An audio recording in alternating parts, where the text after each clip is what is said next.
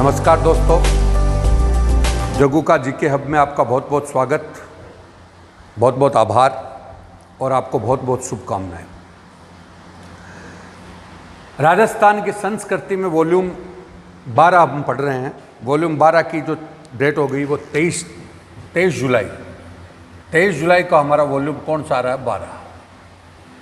अब वॉल्यूम 12 आपने देखा, अभी वॉल्यूम 11 में शिव आ रहा था। कौन सा? शिव। तो शिव के बारे में हमने वॉल्यूम 11 भी बताया और अब इसका पार्ट कौन सा आ गया? B, part B. मैंने कहा इसके मतलब पार्ट ए बताया पहले और अब पार्ट कौन सा बता रहे हैं? बी। तो पार्ट बी आ गया। अब पिछले वॉल्यूम 11 में हमने शिव और शिव के प्रमाण बताए और शिव के प्रमाणों में हमने शिव के विभिन्न प्रकार के मत बताए। विभिन्न प्रकार के मतों में 3 मत हैं: पाशुपति संप्रदाय, नाथ संप्रदाय और कापालिक संप्रदाय। पाशुपति, नाथ और कापालिक संप्रदाय, इन तीनों को मिला करके आप ये भी बोल सकते हैं ये शैव संप्रदाय और शिव के प्रमुख संत हो गए। किस प्रकार से जुड़ते हैं वो देखिए। पाशुपति संप्रदाय के बारे में हमने वॉल्यूम 11 में डिस्कस कर दिया, लेकिन वॉल्यूम 12 में हमने आगे जो नाथ और कापालिक मत के बारे में डिस्कस किया है। तो ये हमारा आज का विषय है, आज का विषय। तो अब आप देखिए, पहले 1 मिनट के लिए आप सब जो आपका स्क्रीनशॉट ले लें और फिर अपन शुरू कर रहे हैं।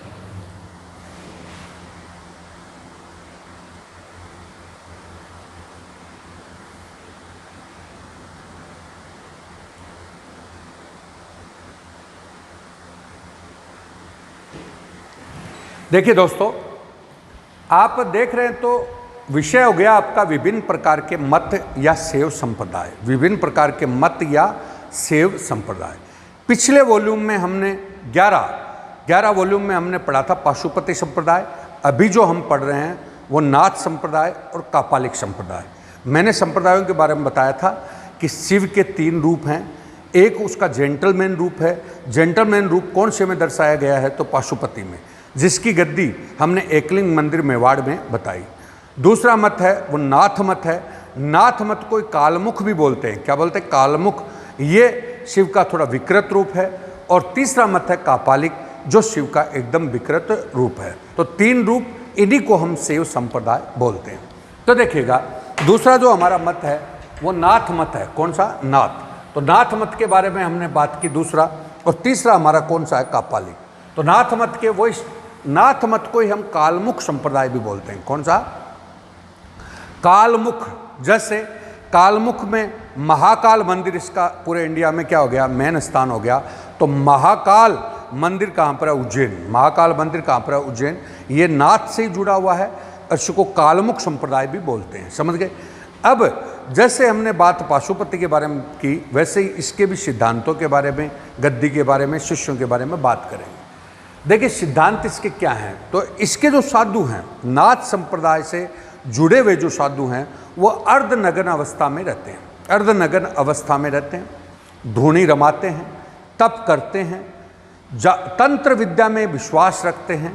अब मैं सीधी भाषा में बताऊं और तो अपना जो कुंभ का मेला है, उस कुंभ का मेला में जो अर्धनग्न साधु हैं वो सामंत नाथ संप्रदाय से जुड़े हुए हैं। सामंत किससे जुड़े हुए हैं? नाथ। और नाथ संप्रदाय के साधु खाकी, सिद्ध और नागा कहलाते हैं। खाकी, सिद्ध और नागा कहलाते हैं। तो फिर मैं एक बार बोल रहा हूँ, मतलब नाथ संप्रदाय से जुड़े हुए संत हैं, अर्धनग्न अवस्था में रहेंगे, धूनी रमाएंगे, तप करेंगे, तंत्र विद्या में विश्वास रखेंगे और शिव की तंत्र विद्या में, और खाकी, सिद्ध और नागा साधु कहलाएंगे। ये इसकी विशेषता हो गई। कौन से की? नाथ की। कौन सी? नाथ। अब हम बोल रहे हैं राजस्थान में इसकी पीठ कहाँ पर? तो महामंदिर। महामंदिर कहाँ पर है? जोधपुर में है। महामंदिर कहाँ पर है? जोधपुर। तो राजस्थान में इसकी पीठ हो गई महामंदिर, जोधपुर। और इस नाथ संप्रदाय की पीठ जोधपुर में होने का कारण है कि जोधपुर के राजा थे मान सिंह। जोधपुर के राजा कौन थे? मान सिंह।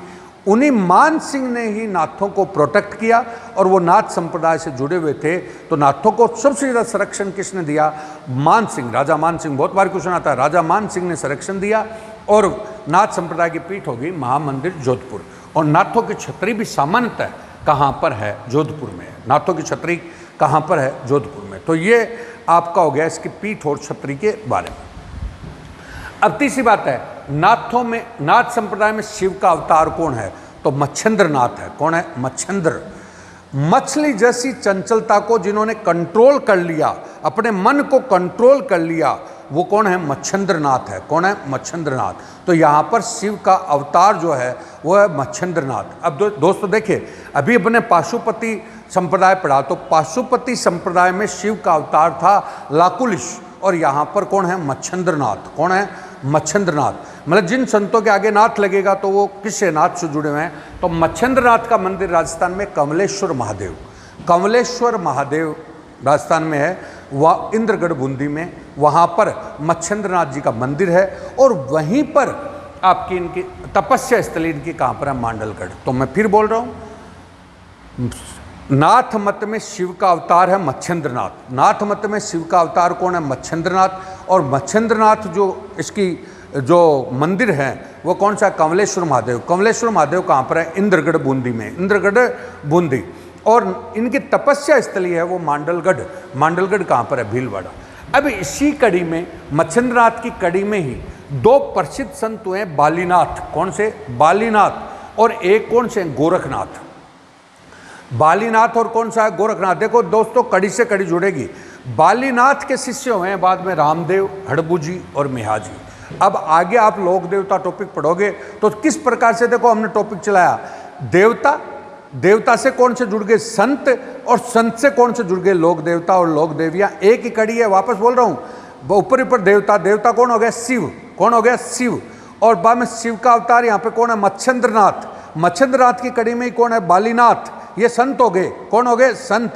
और बालीनाथ के जो शिष्य थे वो रामदेव, आपके कौन सा? मेहाजी और हड़बूजी। इस प्रकार से तीनों कड़ियाँ हो गई, देवता, संत और लोक देवता। तो इस प्रकार से तीनों कड़ियाँ हो गई। मैंने बोला ऊपर ऊपर कौन है? देवता। देवता कौन है? शिव। शिव का अवतार कौन सा संत है? मच्छिंद्रनाथ। मच्छिंद्रनाथ के कड़ी में कौन है? बालीनाथ। तो ये कौन हो गए? संत हो गए। और इनके शिष्य कौन हो गए?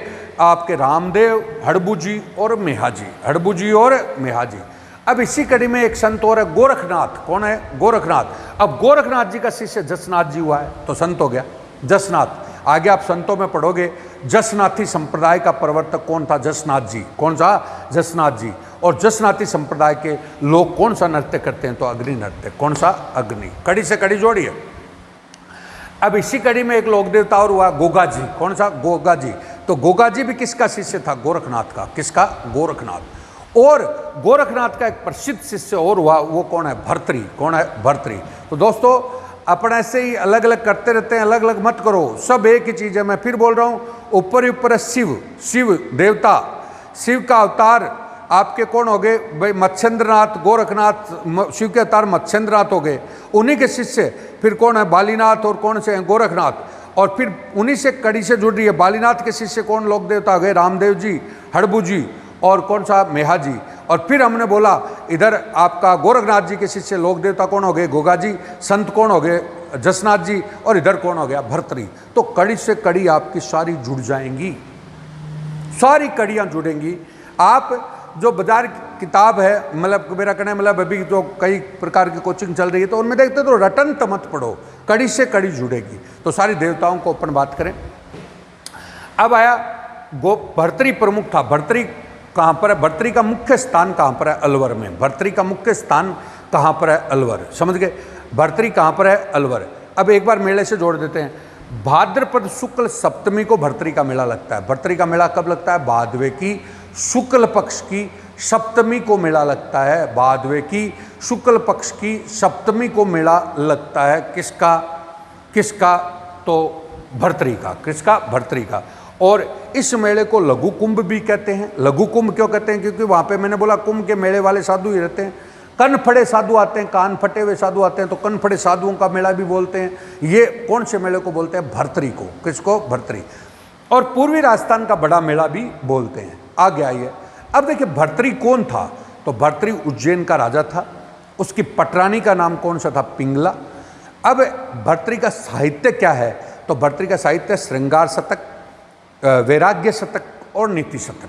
श्रृंगार, वैराग्य और नीति शतक। श्रृंगार, वैराग्य और नीति शतक। देखिए आगे आप पढ़ते हो तो साहित्य आता है, तो संत साहित्य हो गया। श्रृंगार शतक, वैराग्य शतक और नीति शतक। श्रृंगार, वैराग्य और कौन सा? नीति शतक। अब मैं बोलूँगा, अब भर्तृहरि की पूरी कहानी भी समाहित हो जाएगी। भर्तृहरि श्रृंगार में डूबा तो इतना कि उसके 1600 रानियाँ थी। कितनी रानियाँ? 1600।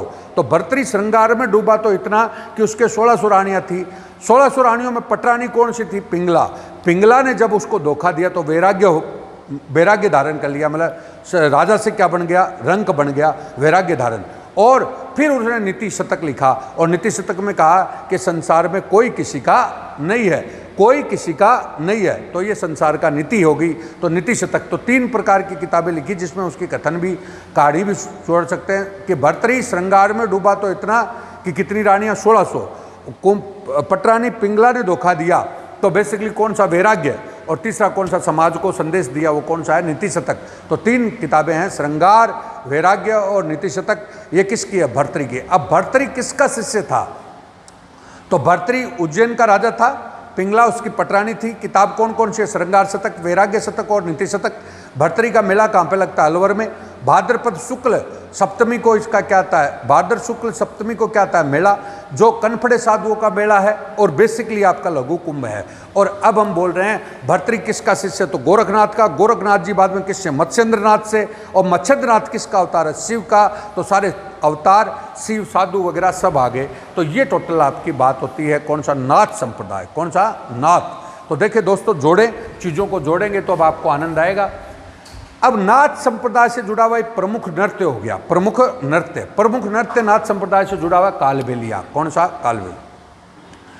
कालबेलिया नृत्य, कालबेलिया जाति करती है इसलिए इसको कालबेलिया नृत्य बोलते हैं। धर्म से जुड़ा हुआ है तो धार्मिक नृत्य बोलते हैं, क्योंकि नाथ संप्रदाय से जुड़ा हुआ है। और ये पैसे मतलब व्यवसाय के रूप में इसको अपनाने रखा है तो व्यवसायिक नृत्य भी बोलते हैं। तो कालबेलिया जाति के द्वारा किया जाने वाला जो धार्मिक और व्यवसायिक नृत्य है वो कौन सा नृत्य है? कालबेलिया। और कालबेलिया नृत्य में 3 प्रकार हैं, शंकरिया, इंडोनी और पनिहारी। शंकरिया, इंडोनी और पनिहारी। RS प्री में 2013 में आया कि 15 में आया कि भाई कालबेलिया नृत्य जो है वो उसमें कौन कौन से नृत्य आते हैं? तो शंकरिया, इंडोनी और पनिहारी।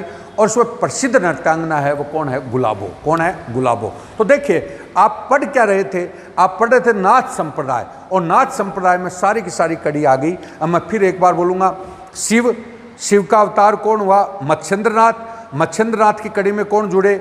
मत्स्येंद्रनाथ की कड़ी में कौन जुड़े? बालीनाथ। बालीनाथ के शिष्य कौन हैं? तो बालीनाथ के शिष्य आपके बाबा रामदेव, आपका कौन सा? हड़बू जी और मेहाजी। और इधर जसनाथ जी के गोरखनाथ के शिष्य कौन हो गए? तो लोक देवता कौन है? गोगा जी। संत कौन है? जसनाथ जी। जसनाथ का कौन सा? जसनाथी संप्रदाय। जसनाथी संप्रदाय का कौन सा नृत्य है? तो अग्नि नृत्य। इधर आपका प्रसिद्ध नृत्य, प्रसिद्ध संत कौन हो गया? तो भर्तृहरि। भर्तृहरि कहाँ का राजा था? तो उज्जैन का। और इधर भर्तृहरि का मेला कहाँ पे लगता है? तो अलवर। ये पूरी कड़ी इसमें जुड़ गई। यह हो गया नाथ संप्रदाय। कौन सा? नाथ। अब हम बात कर रहे हैं, तीसरा मत है कापालिक। तीसरा मत का नाम क्या है? कापालिक। कापालिक नाम से ही आपको पता चल रहा है कि ये जो संत हैं वो कपाल की पूजा करते हैं, खोपड़ी की पूजा करते हैं। और कपाल की पूजा करते हैं वो शमशान में रहते हैं। तो इनका जो निवास स्थान है वो शमशान ही है। शमशान में रहते हैं, कपाल की क्या करते हैं? पूजा करते हैं। और बेसिकली जादू टोनों में क्या करते हैं? विश्वास। जादू टोनों में क्या करते हैं? विश्वास। जैसे अपन झाड़ फूक वाले नहीं हो गए क्या? उड़ा दूंगा, भस्म कर दूंगा, ये सब चीज़ें। तो ये आपका कौन सा हो गया? कापालिक। कौन सा? कापालिक। तो तीनों संतों के बारे में हमने बताया कि पाशुपति मत के साधु हैं, वो दिन में 3 बार स्नान करते हैं, दंड धारण करते हैं, और आपका लिंग की, शिवलिंग की क्या करते हैं? पूजा करते हैं। नाथ मत के साधु अर्धनगर अवस्था में रहते हैं, कानों में कमंडल, कनफड़े साधु होते हैं, बेसिकली तप करते हैं, धूनी रमाते हैं, खा किसी 2 नागा साधु कहलाते हैं। कापालिक मत के साधु कपाल की पूजा करते हैं, शमशान में निवास करते हैं और जादू टोनों में विश्वास करते हैं। पाशुपति मत की गद्दी एकलिंग मंदिर मेवाड़ उदयपुर में हो गई। नाथ की गद्दी कहाँ पर हो गई? महामंदिर जोधपुर में हो गई। और कापालिक की कोई गद्दी नहीं होती। समझ गए? अब आया इसमें जो शिव का अवतार है वो भैरव है। कापालिक में शिव का अवतार कौन है? भैरव। अब तीनों को देख लीजिए। पाशुपति में शिव का अवतार कौन था? लाकुलिश। नाथ में कौन था? तो मत्स्येंद्रनाथ। और यहाँ पर कौन है? भैरव। भैरव। और भैरव का जो त्यौहार है जो डगड़ी रात के रूप में जाना जाता है, यानी भैरव का जो रात्रि जागरण माना जाता है, राती जुगा जो महिलाएं करती हैं, राती जुगा जो महिलाएं करती हैं वो कौन सा है? डगड़ी रात। और भैरव को पथ का पहरेदार माना जाता है, पथ का पहरेदार।